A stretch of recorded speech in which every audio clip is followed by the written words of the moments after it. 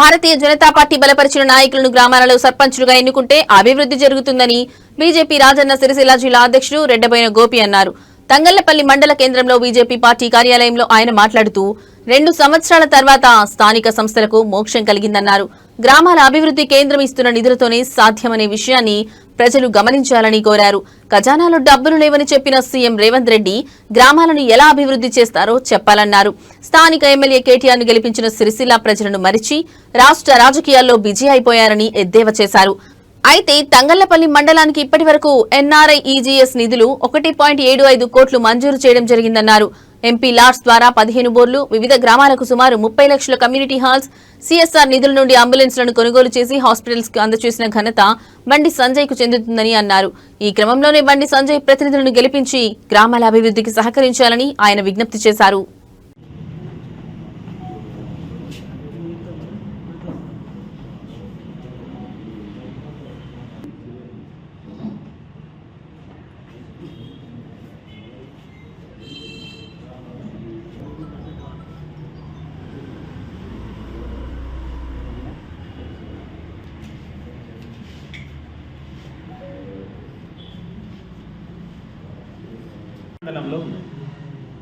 కనుక కాంగ్రెస్ పార్టీకి ఓటేస్తే వారే ఒప్పుకున్నారు నిధులు లేవని.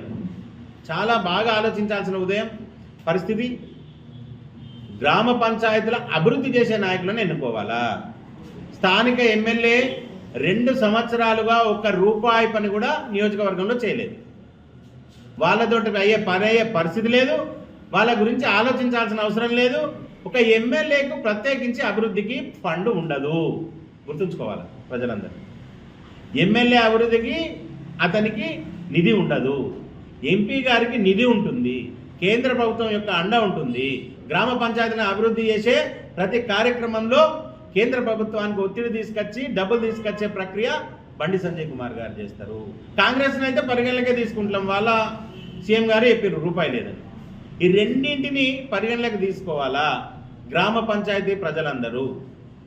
అదే రకంగా ఇక్కడ గ్రామీణ సడక్ యోజన కింద విపరీతమైన డబ్బులతోటి అప్రోచ్మెంట్ రోడ్లు మనకి ఈరోజు ఇక్కడ బదనపల్లి నుండి ఇల్లంతకుంట పోయే రోడ్డు కానీ ఈ రకంగా గ్రామీణ సడక్ యోజనకి కానీ సిఆర్ఐఎఫ్ నుండి కూడా సెంట్రల్. నమస్కారం.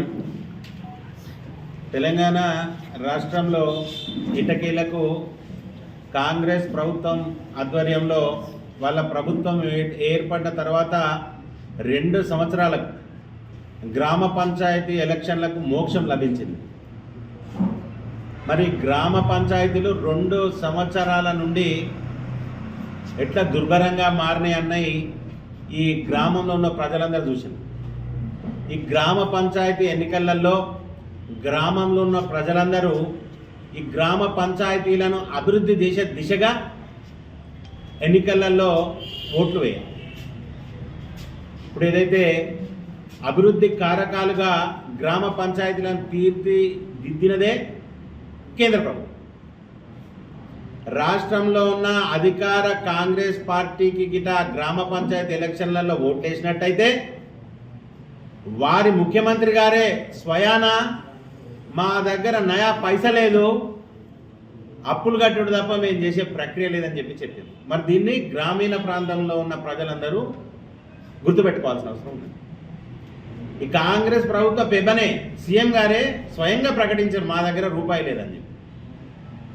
అదే రకంగా గత 10 సంవత్సరాలు పాలన చేసిన ప్రభుత్వం ఏదైతే ఉందో ఎంత అవినీతిమయమైన పాలన చేస్తే మీరే నిర్ణయం చేసి వారిని దూరం పెట్టి ఇక్కడ స్థానికంగా ఉన్న శాసనసభ్యుడు ఏదైతే ఉన్నదో 2 సంవత్సరాలకెళ్ళి ₹1 పనికడి చేయలేదు. నిన్నగాక మొన్న రైతులందరూ అరిగోస ఎల్లదీస్తూ రైతు కళ్ళాలల్లా రైతులు పండుకుంటే ఈ ఎమ్మెల్యే వీళ్ళ ప్రభుత్వం లేకున్నా జూబ్లీ ఎన్నికలలో ఏదో విజయం సాధిస్తా ఆ